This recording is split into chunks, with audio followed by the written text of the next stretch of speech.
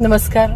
माझ्याकडे अनेक केसेस येतात आणि खरंच हास्यास्पद अशी गोष्ट आहे की ज्या स्त्रिया एकल पालक असतात, म्हणजे एकट्या आपल्या मुलाचा सांभाळ करत असतात, अदरवाईज घटस्फोटीत असतात, अदरवाईज विधवा असतात किंवा सगळं एकट्या करत असतात आणि त्यांच्याबद्दल महिलाच त्यांच्या शत्रू होताना दिसत आहेत. अनेक राजकीय नेत्या असतील किंवा अनेक व्यवसाय करणाऱ्या महिला, एखादी महिला घटस्फोटीत असेल किंवा ती कुठंतरी वरती जाऊ पाहत असेल आणि तिचा ऑरा चांगला असेल तर तिच्याबद्दल नाहक बदनामी करत असतात.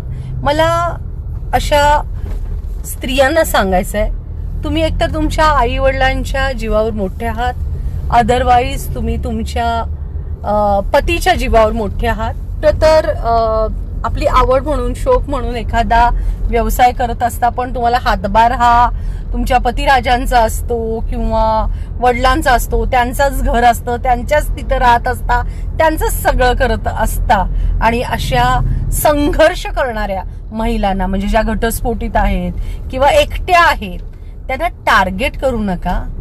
काय माहित कधी कुणावर कशी वेळ आहे. आणि एखादी महिला ग्लॅमरच्या जीवावर मोठी होत असेल तर तिला बदनाम करण्यासाठी स्टोऱ्या रचू नका.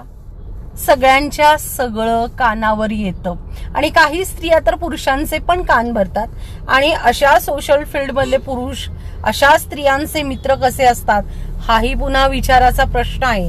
त्यामुळे पुरुषांनो जरा जपून अशा स्त्रियांपासून दूर राहा. आणि व्यावसायिक महिलांनो, ज्या महिला काहीच करू शकत नाहीत, फक्त बदनामी करतात, त्यांच्यापासून सावधान.